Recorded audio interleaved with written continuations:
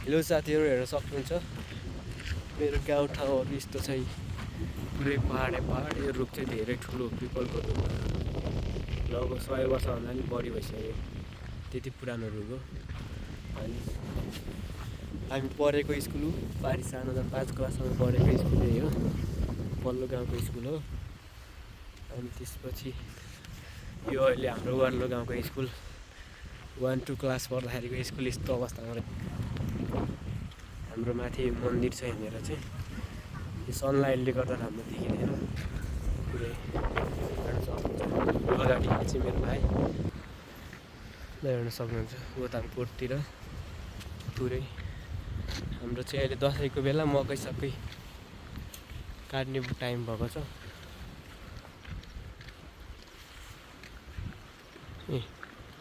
पारी गोतामकोट, वारी रुकुम गोतामकोट पारी, वारीपट्टि चाहिँ जाजरकोट, तल्लो बसेर गाउँ। यो चाहिँ बखर। यहाँ चाहिँ गाडी हाम्रो यहाँबाट लाग्छ। यस्तो छ पुलहरू बनेको। यो चाहिँ आवर भिलेज गाइड।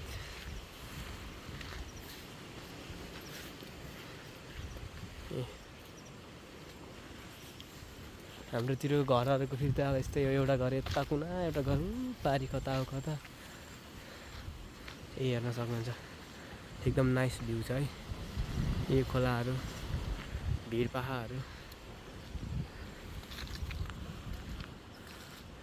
यो पारीको लेक पुरै अहिले कुहिरो लाएर छोपिसक्यो नभए खतरा लेक, चित्रीपाटन लेक भन्ने हुन्छ। यहाँ चाहिँ बगरको भ्यू हेर्न सक्नुहुन्छ। हामी घर जाँदै गरेको बाटो र हामी दुई भाइ, यो मेरो भाइ अनि म है।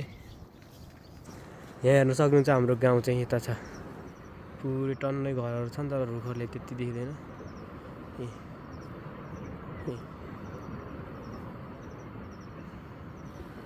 बाँकी सबै भिरै पाखै पाहा, अग्लो अग्लो डाँडा काँडा भएको मात्रै छ मेरो घर चाहिँ।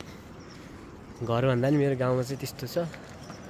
र हाम्रो घरहरू यतातिर छ। हेर्न सक्नुहुन्छ। ल यति नै हो है।